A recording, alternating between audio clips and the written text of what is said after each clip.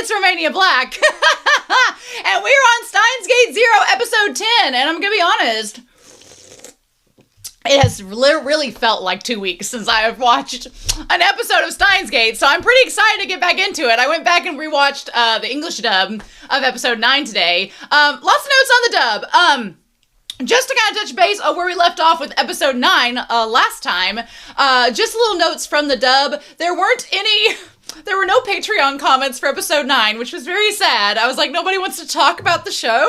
And then there were 3 comments on YouTube. 1 I could read, and the other 2 had spoilers. So unfortunately, I could not read those comments. So I felt like there was a drought of Steins Gate 0 dialogue and discourse. So maybe y'all will have things to say about this episode. We shall see. But as far as the English dub goes, some notes that I did make about some line readings. Maho, when she was talking about Amadeus, said that Amadeus wasn't completely hacked. They were restoring her now. So that seems positive in the dub. It seems much more positive than it was in the sub, that's for sure. And then it was established that her hotel was broken into and she can't get into the lab currently. So that's why Maho is at Ferris's for the time being. A nice call back to the start of Steins Gate. Whenever Maho is over with Mayuri's like, all we have is chicken tenders and bananas, which was like a nice call back to the beginning of Steins Gate when all they had were chicken tenders and bananas. And then the way that J. Michael Tatum says, I am not going to resort to time travel. We'll see, Okarin. We shall see. But speaking of which, J. Michael Tatum and the voice actors for Suzuha, their conversation was really well done. I really liked the voice acting in that. I felt bad for Suzuha. I think her actress did an amazing job of portraying her being overwhelmed by the time travel and the moment and everything, which if you watch the original series, we saw that her character in the original series had a similar breakdown once she got her memories back from being stuck in the past, or being stuck in the present rather. So I thought that was really well done. And then her asking her dad, Daru, for help, that was just, the voice actress deserves a lot of praise for those scenes. She did great. And then finally, what can't you tell Okarin Maho? What do you know? That's where we left off with episode 10. So Geo-Knowledge had said way back in episode 5 that episode 12 would be the next extended after credits scene that I'm going to look for. So no after credits scene this time, but I am excited to get this episode though, especially now that Okarin has realized that somebody is messing with time. They've figured out that the Americans and the Russians are trying to build time travel machines. It seems like things are going to get a little crazy, and I'm kind of excited in a nervous way to see where it will go. So before we get started real quick, I want to give a shout out over to my Patreon because I am still very grateful for their support, especially for the philanthropy tier who help donate a few extra dollars to my channel each month, and they get a shout out in my videos. So special thanks to Alexandra Cude, Aqua 2000, to Amor Facilica, Alex Cornejo, Be Happy, Destiny Marie, Dana, Diana Williams, Daniel Ichu, Devorin, Damage 3245, Erica Fisho, Frank Acevedo, James Ghostly Turnip, Jessica Cullen, Jason N, Lyndon Elfreya, Murphew, Nicholas, Mia Himigofer, as well as Jack Witt, Poppy, Rose Jennison, Rast, Sugamom, Sunspots, Shimoyama, Translucent Men, Violet Stardust, Yannon, Zachiel, and Zero Anti-Zero. Thank you to everyone on all tiers on Patreon that help support the channel. I really appreciate it. All of my love.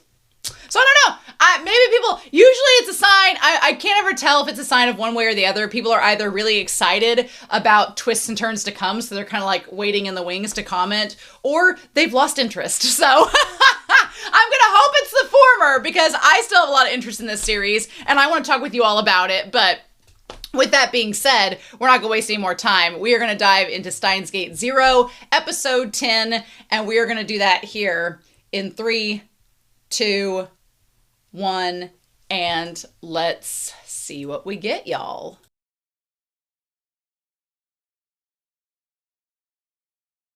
Well, I have thoughts about this episode. A lot of thoughts. This was a good episode. It was a setup episode. It was setting up very slowly and methodically until those last 30 seconds. And then they were like, oh yeah, the plot's kicking back in. And I was like, we're going to give Whiteboard Kun a break this week. Whiteboard Kun's been working hard on the channel, and I just feel like he deserves a break this week. And plus, there's not there's not a crazy lot to discuss content-wise. There are some things, as my dog wants me to throw this toy for the 100th time today. And there's also something with the title that I kind of researched a little bit that I'll be showing you all as we go through the screenshots. But definitely, this episode felt like, I know this is based off of a visual novel, and whenever you play video games, you know, there are cutscenes and things like that. This whole episode felt like a series of cutscenes. Like you're playing a game, and then you get to this certain point, and they show you like the cutscene before you go to the next point. That's what this episode felt like. It felt like a series of those, and which is not a bad thing, but I honestly, 10 episodes in, did not picture us being here. I feel like the plot has slowed down a little bit since episode 8, which is fine. But I'm waiting for it to go off the rails again. If it does, it has to. We're almost to the halfway point. And with Okarin now revealing that Kurisu's laptop is the key to Armageddon, it's like, well, what better time? It's only a matter of time until Maho figures out what's happened. It's only a matter of time. At this point, Okarin is just almost there anyway. It's gonna happen. It's just a matter of when. So anyway, we start out the episode with listening to the classical music, and there's Mozart, the piano sonatas, and we get the comparison of Salieri with Mozart, and how, look, if you've been shipping Maho with Kurisu, here we are. She says she loves her, and you can view that love as platonic, you can view that love as romantic, you can do whatever you want with it, but she loved her regardless. She was her lover, she loved her, she was a rival. It was all there on the table. So I just love the concept of these two people who loved Kurisu so completely, and now they've lost her, coming together to see what to do next. I love that dynamic between Maho and Okarin. It's so good. And I honestly want to see, now that it's getting closer to Okarin coming clean with what's going on, I'm waiting for Maho to get brought into the fold and for her to figure out what's happened and for her and him to like develop their relationship even more. But yeah, she viewed Kurisu as a rival. I love that she's like, oh, you like Mozart's music? Whenever she's like, I dabble in it sometimes. That's like something my brother would say. My brother is like, he's like, oh, I dabble in jazz and classical music sometimes. I'm like, what? I think he does it just to troll. But yeah. So her and Maho bond over Mozart. And there's the quote, death means not getting to listen to Mozart anymore. And so she talks about these words that are supposedly Einstein's, saying it's a very logical statement. After all, you can't listen to Mozart if you're dead. If you die, you can't listen. The statement is true. And so see, logical, right? And then I liked that connection to her stating this very objective fact to the objective fact that on July 28th, 2010, Kurisu died. Like there's no skirting around that, right? There's no preventing that from happening. In this world line that they are in, she is dead. The idea that Maho has been putting this very important, could cause World War III laptop in a coin locker just randomly in Akihabara is, I mean, I guess safest place for it to be since they've been stalking her hotel room, but you would think they've been stalking her as well, which means they're probably going to try to break into the coin locker, and I just, that's just, nope. Also, I like that there's a little sign back there that says Queen Burger. I'm like, is that related to the May Queen? I don't know. And then she said, I loved Kurisu. I loved her. I respected her. Yep. And then she's just like, what can we do? I hate that for her. Let's skip this intro here. So at the university, Maho going in, and there's this weird Global Brain Science Organization office prep room. It says $1 donated so I can eat a can of Odin. What a goofball, right? The professor is such a goof. Like, I don't know how to take him. If he turns out to be a secret villain, I'll be very sad because I like how dorky he is, and he's just trying to, he's just in it for the lulz, trying to get Maho and Amadeus talking and rivaling each other for Okarin's affection. Like, this man is just playing games with everyone. So if he turns out to be the secret villain, I won't be surprised, but I really am thinking it's his associate, our bespectacled, my doppelganger in this series. I think she's the one that is behind it all. And she's not, I think it's her and Yuki, who we conveniently haven't seen lately, conveniently, not seen at all, just saying, how's Amadeus? So they're getting Amadeus back up and running, and there's no problems so far. She's like, I'll let Okabe know. And of course, Amadeus is like, well, I don't know if he's going to want to talk to me. Like, okay, AI. All right, ChatGPT Claude. Sure. And then, yeah, just look at that shit-eating grin. Look at him. Look at him sopping it up like a damn biscuit. His smugness. Just watching it all go down between these two. So should we get our meeting started? So I want to talk about this title, okay? The Pandora of Provable Existence, Forbidden Cubicle. I feel like Forbidden Cubicle could be a reference to the coin locker, could be a reference to the space that Maho has been with the laptop, everything else. But Provable Existence, I tried to look it up and there wasn't anything on that specifically, but from this site called Math Overflow, which is the stuff of nightmares to me as an English major, I did find this thing here saying difference between provability and the existence of a proof. Now, I need to tell you that I can do graphs in school. I could do graphs in high school. I could do matrices. I could do quadratic equations. Sure. Proofs. I hated proofs. Because I knew the answer to the question. I'm like, the answer is this. And it'd be like, well, give 10 steps of how you got there. And I was like, I don't want to give you 10 steps on how I got there. I want to just say I did this, and this is the answer. But no, you can't do that. You have to prove how you got there, and you have to do it within certain parameters. And I was just like, I hated that in math. I was like, I just want to tell you the answer and it be good enough, right? See, got it. Don't need to tell you how. But on this website, Math Overflow, they talk about provability logic. And there isn't stuff here that you would immediately think, like, what does that have to do with the title of the episode? But it says, this leads to the question, what does provable even mean? If not, there exists a proof of X. Is there an example of some proposition that is provable but does not have a proof? So down here, like when we get down to the answers where they give like the statement about the proof, which is the stuff of nightmares to me, that they talk about the answer and say down here at the bottom, with this phenomenon, I just had it literally. It says there can be statements that are provable in a sense that they have proof encoded, but don't have proof in the actual sense of a string of symbols. I want to say this makes it more clear. Okay, the interesting theorem is, in other words, we can't prove at any time we prove a statement that the statement is true. This makes it more clear that the issue in question is trust.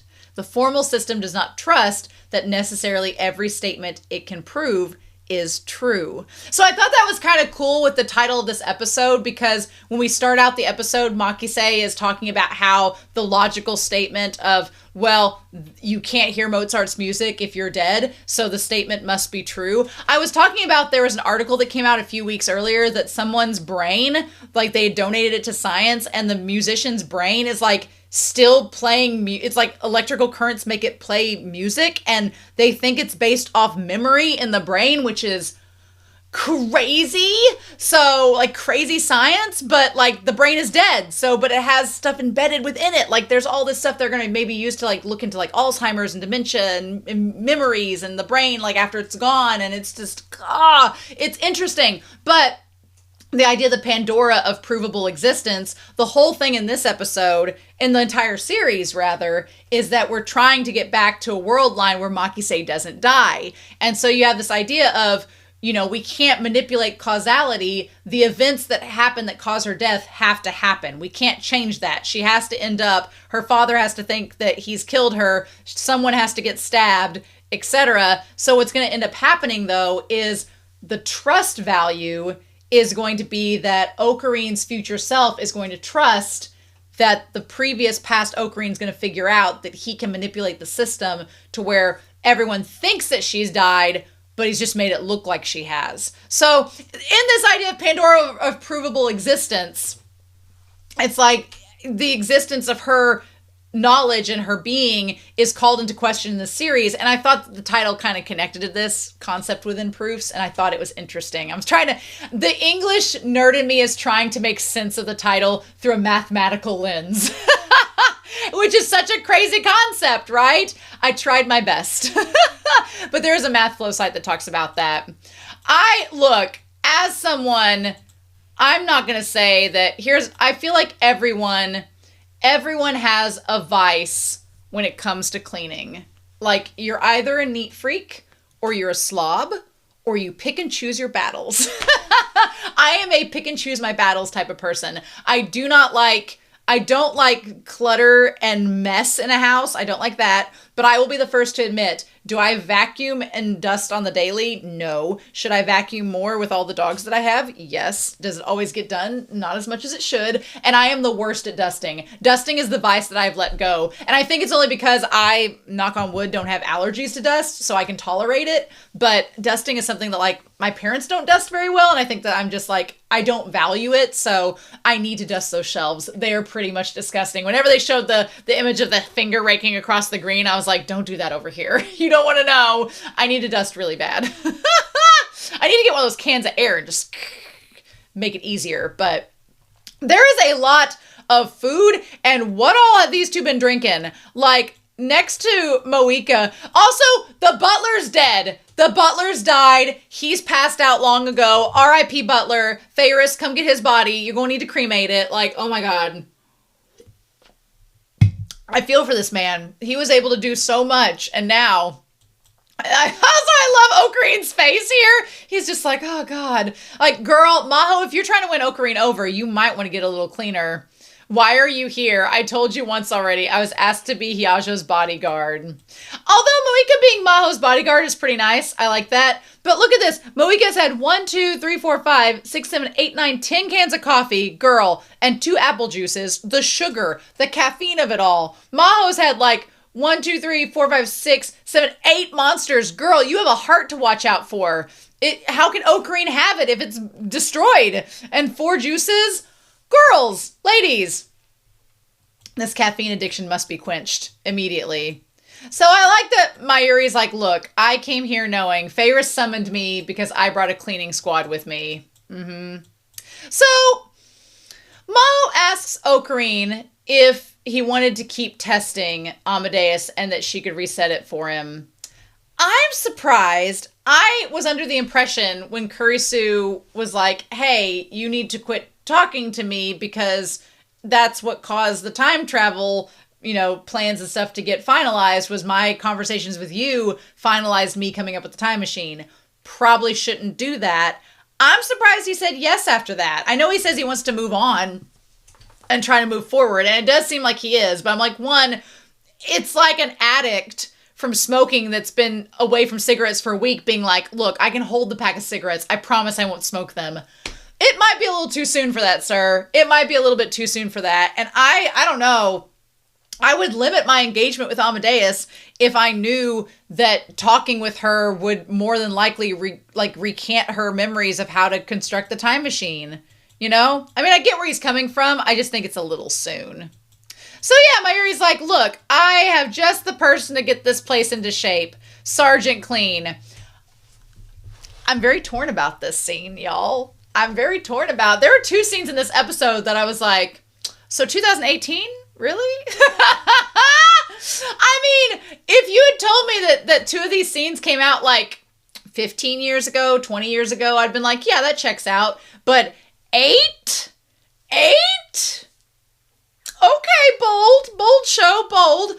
There are 2 scenes in this episode that I was not particularly a fan of. We can talk about it. We can be objective, and we can also be open-minded and talk about it and just look at it from a very face value. I love the idea of Nai being there as the cleaning sergeant. Super cute. I thought when I saw the doll at first it might have been Ruka, because Ruka's dressed as that doll before, like in the Christmas episode, but I thought this was cute. Her whipping him into shape. I love that Okarin played along when she's like, you guys are nothing more than inchworms. Like, she channels a bit of her father in this moment, which was great. And I like that Okarin's like, he would be so good around kids. Like, he's so good around her, which is so sweet. I thought this was great. Loved that.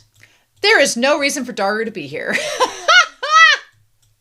There is no reason. Like, everything about this scene was fine. And then when the cleaning's over, maybe she'll open up and act all mushy and sweet. Daru, this is a child. You are certifiably going to be married and you know it and you have a daughter of your own, quit being perverted and weird. Especially with a child. Weird. I don't like it. I don't like it at all. No. I know that there's like, and even the idea of like the lolicon of it all, no. Like, Nye is actually a small child. I don't care if you're only like 18 in this series. No, no, no, no, no, no. That's a big no-no. So, I'm not a fan of kind of like the fetishization that Daru has in this series.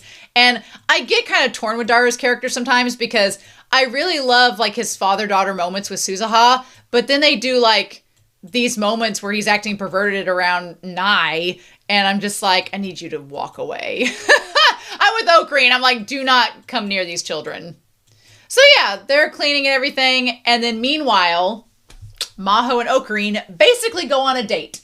We're not quite to the date part yet, but they go out. And again, Okarin desperately needs to talk to somebody about what's going on. He doesn't want to talk to Mayuri because that will implicate Mayuri, and he wants to keep her as far away from everything. And Maho has recognized that.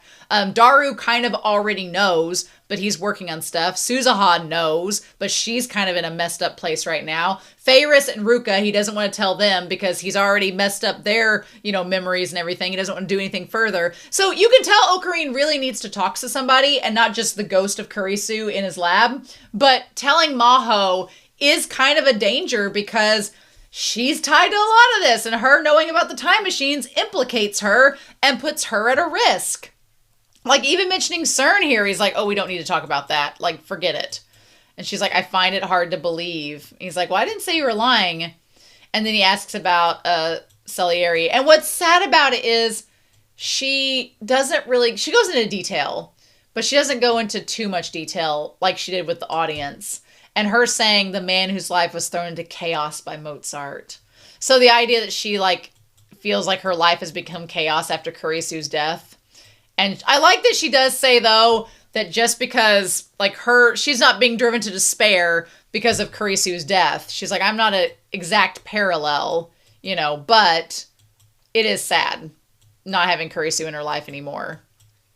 So, and the moment he, has that sweet expression, I'm like, dude, hand the pack of cigarettes to the smoking addict, So what does it say? It says, regarding laptop, retrieving from locker tonight. We'll contact again once analysis is complete. Well, hell no! Who is Dash? No! I'm like, girl, why are you giving the laptop to somebody to crack? No! Stop it! I know now why Okarin is so freaked out! No! Stop it! I don't like that at all! No! I feel like whoever is trying to retrieve the laptop is going to try to, cause World War III, so... I don't like that at all. I don't like it at all. No. Not a fan. Personally, not a fan.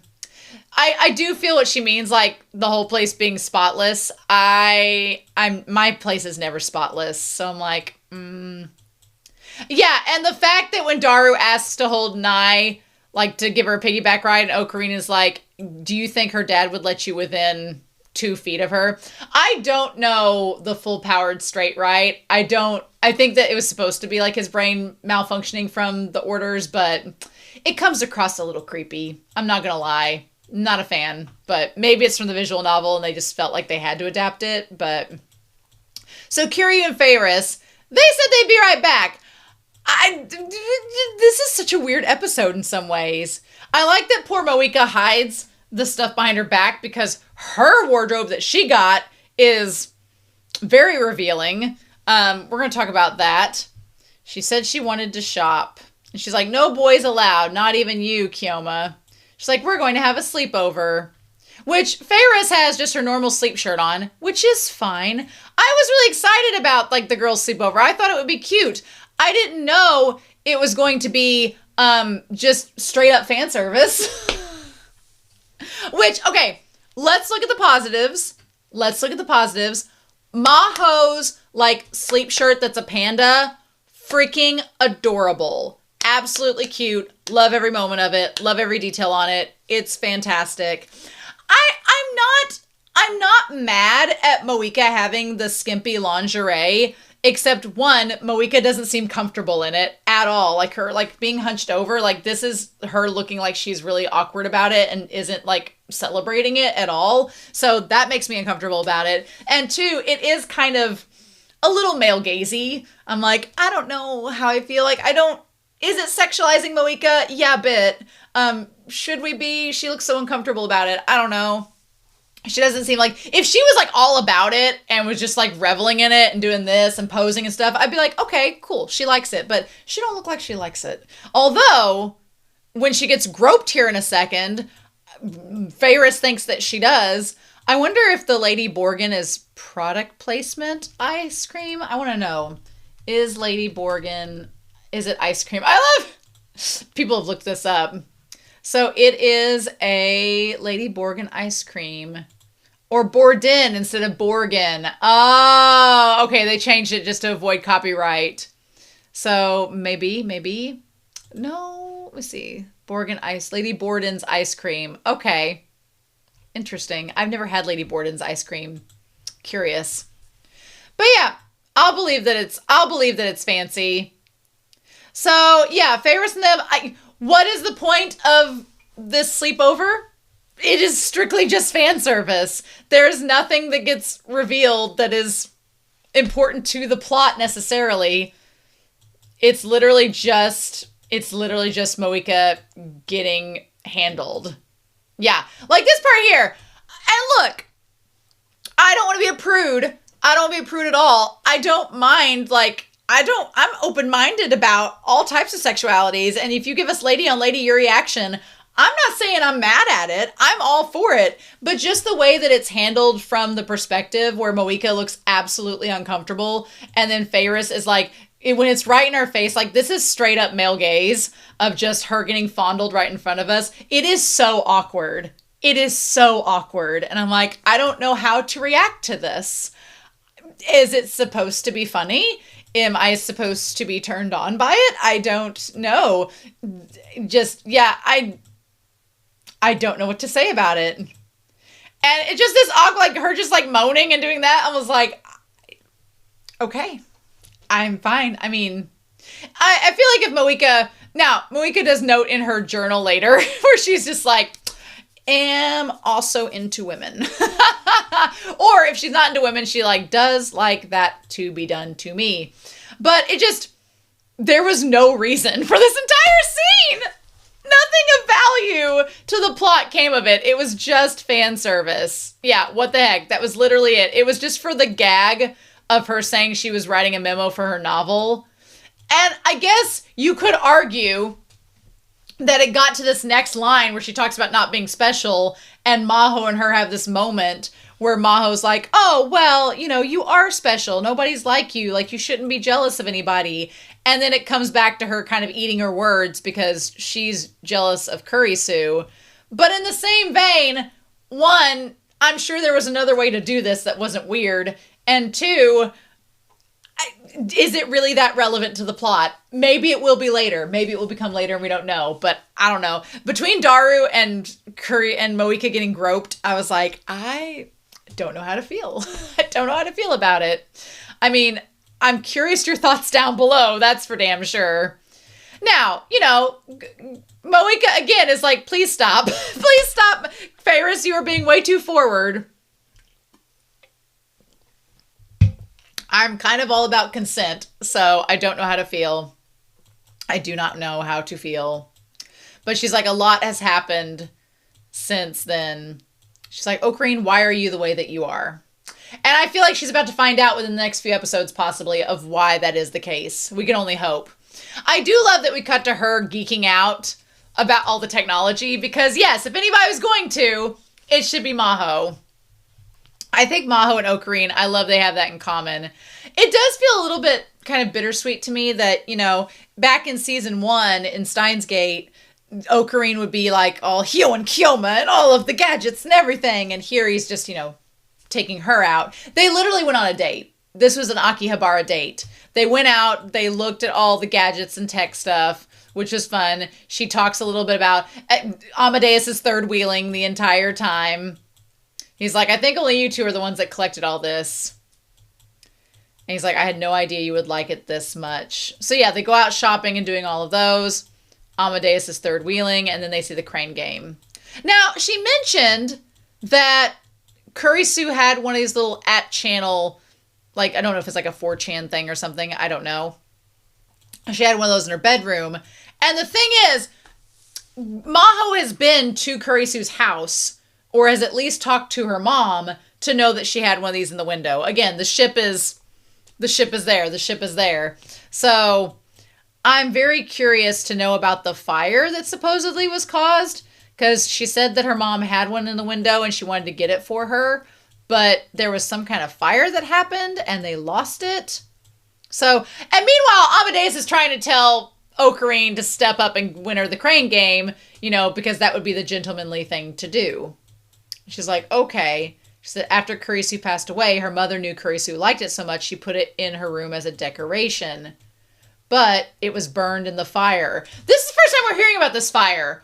What fire? Were there secret things in the house that others were trying to locate?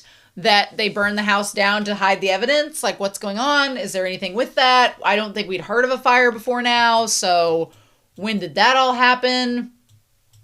And yeah, she's like, I think I want to give this to the mom as a present. And he's like, that would be nice. And, you know, Maho is not only kind of floored at Okarin's attitude about it, but is also like, okay, you didn't just know Kurisu for one day. You knew her way more than that based on how you act around her and how you talk. So yeah, they went and played games, and then they went and got food. Yeah, and then we saw her at the racing game where the time attack! Oh my gosh, time attack! Love it! Yeah, so it was Maho at the top, and then Muto, Hara, Neku, and Taku. I wonder if there's any significance behind those names? If they're like people involved or something? I don't know. But yeah, we get that dang stoplight. So they go to get food, and she's like, there's somewhere I want to visit before I go back to America. And she's like, I kind of want to see this spot. And Okarin's like, I'm not going to let you go in alone. So we find out they're getting ready to tear this building down, which is kind of, I feel kind of cathartic. Like they're going to destroy the building that has all these memories. So, and the fact that they're going to have to send the video to have the stuff undone before it's tore down. That's interesting. It just now hit me that floor 8F, the 8 looks like the infinity sign, and we keep going back and forth through time infinitely. And then the F is for fail. He kept failing to save Mayuri, and he's kept failing to save Kurisu.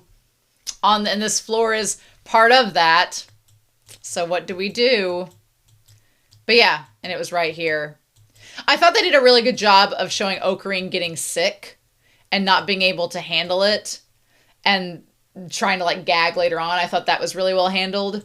But she's like, Maho's speech here about her being in the same place that Kurisu once was, but she's in a different temporal space and time, so she can't help her. And that's when Okarin is like, no, you can't go back. Like, I feel like Okarin is like, no, don't get any crazy ideas, Maho, about time travel. It's not going to work. I do worry because, you know, Okarin's very persistent and dead set on not using time travel. And he's convinced Daru, he's convinced Daru and Mayuri not to worry about it. Feyris and Ruka have no clue. And he's convinced, and Suzuha doesn't want to go change time unless it's to help, you know, her own timeline. So she's not going to do anything crazy. I worry whenever he tells Maho, because he's going to tell her eventually. It's going to happen. When she finds out about all of the world lines and everything, I worry she's going to be tempted to use the time leap machine or to create it or do whatever to get there. And he's going to have to like break it down for her. And I'm not sure I'm ready to see that yet because we just saw it with, you know, in episode 8. So he's like, I discussed it with Kurisu. And that's when he gets sick. And she's like, look, you wouldn't get this sick. You wouldn't have these reactions. You wouldn't have all this thinking if you just met her at a seminar. He's like, how long had you known her? And you can feel how torn Okarin is. He wants to tell somebody about what's going on. He wants to share this and be able to talk to somebody about it. But at the same time, he knows how dangerous that information is, you know? He's like, every time I see you, I think the same thing. And Maho's like, why do you look so sad? It's as if you're regretting a choice and struggling again. Like, she's right on the nose about trying to protect them. She's like, I'm not going to ask you everything, but I'm going to tell you this. She's like, I have Ma Kurisu's legacy. I have her computer with all her research data. And that's when Okarin's like, oh, hell no. That's what's going to start World War III. Nope. She's like, nope, the thief. Because you could tell, I went back when I was rewatching episode 9. He was like, I wonder if, like, why would they be trying to break into her hotel room? Because they're trying to get the laptop. And she's like, a thief must have broken the hotel, must have been after it. She's like, I can't figure out her password. She's like, so I have a trusty source analyzing it. Well, I think the trustworthy source might be Sketch. So, no, I think Okarin is very right to question what's going on and saying, you can't open that computer. It's Pandora's box. It's going to lead to the destruction of the world. And now that he's like Okarin's panicking. He's like, nope, we can't do this. And Maho's like, what do you mean destruction of the world? What do you mean World War III? What's going on? She's about to find out. She's about to find out about all of this. And then what do we do? And then what do we do? And then they give us the damn cliffhanger. And I'm, of course, seeing this show every other week. It's fine. It's fine. It's totally fine. It's absolutely fine. Nothing's wrong. So, man, damn. The good news is it gives me time to see both the comments on Patreon and YouTube. So that is the one plus. I don't have to wait on those. So that's good. But, man, it's going to be hard to wait. It's going to be hard to wait. I have a trip coming up, so I will be forced to wait to watch episode 11. But I really want to know what's going to happen now. So, Steins Gate, how dare you with these cliffhangers? How dare you? So, anyway, I'm super excited to hear your thoughts down below. This episode was definitely a setup episode and getting us to this damn cliffhanger where we're going to have to wait to find all this stuff out. And I'm like, ugh. But I'm confident they're going to give us some good stuff. So we just got to be patient. Anyway, I hope you enjoyed the reaction discussion. Please let me know your thoughts down below. Please give a like to this video if you enjoyed my reaction and discussion, and subscribe to the channel so every other Saturday you can watch Steins Gate 0 with me until we're finished. We're almost to the halfway point. That's crazy. But in the meantime, I hope you all have a wonderful week.